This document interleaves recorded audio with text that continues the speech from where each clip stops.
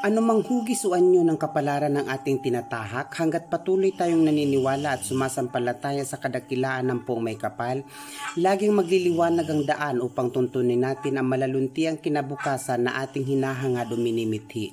Mga kamundo, mula po dito sa Pilipinas, saan man pong lupalop ng mundo naroon ng bawat isa, ang inyo pong lingkod ay malugod na bumabati na magandang buhay. Ngayon naman po mga kamundo ay aking ibabahagi sa inyo ang sinaunang kahulugan ng nunal na matatagpuan sa kaliwang balikat. Ayon po sa lumang gabay, hango mula sa sinaunang lihim na karunungan at kaalaman ng mga sinaunang Asyano, karamihan po sa mga taong may nunal sa kaliwang balikat ay sinasabing may pagkamainitin ng ulo o kung tawagin sa wikang Cebuano ay putungon. Karamihan po sa kanila mga kamundo ay madalas makasumpong ng pagtatalo o argumento.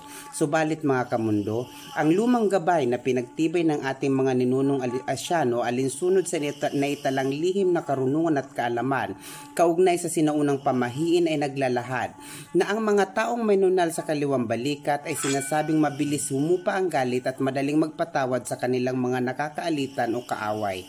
Mga kamundo, ang lumang gabay din po ay naglalahad na karamihan sa mga taong may nunal sa kaliwang balikat ay nakatakdang maging mabuting haligi ng tahanan o butihing ilaw ng tahanan.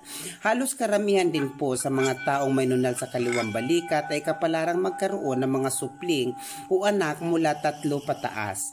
Mga kamundo, ang lumang gabay din po ay naglalahad na ang mga taong may nunal sa kaliwang balikat ay pinaniniwala ang mahusay na tagapamahala o mapagbigay. Subalit karamihan naman po sa mga taong may nunal sa kaliwang balikat ay pinag-iingat mula sa pakikipagrupo-grupo o pakikipagpangkat-pangkat sapagkat marami po sa mga taong may nunal sa kaliwang balikat ang madalas mabiktima ng pambibintang sa ilang sala o aligasyon na wala silang kanilaman.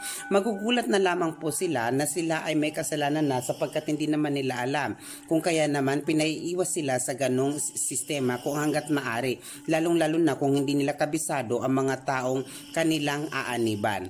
Mga kamundo, ang akin pong ibinahagi ay gabay po lamang na siyang hango mula sa sinaunang lihim na karunungan at kaalaman ng mga sinaunang Asyano. Ito po ay mananatiling gabay lamang na ang ibig pong sabihin tanging Diyos lamang po ang makatwirang hahatol o huhukom sa landasin ng buhay na ating tinahak alinsunod sa hinulman nating kapalaran. Bago po magtapos mga kamundo, nais ko po sanang maggawad ng buong pusong pasasalamat sa ating Panginoon na laging pumapatnubay at nangangandili sa buong sanlibutan. Kaakibat po ng aking pagpapasalamat ay ang panawagan sa lahat na naway patuloy po akong suportahan at higit po sa lahat maraming salamat po sa panunood. Sa mga lovely viewers, lovely supporters, lovely family, maraming salamat po.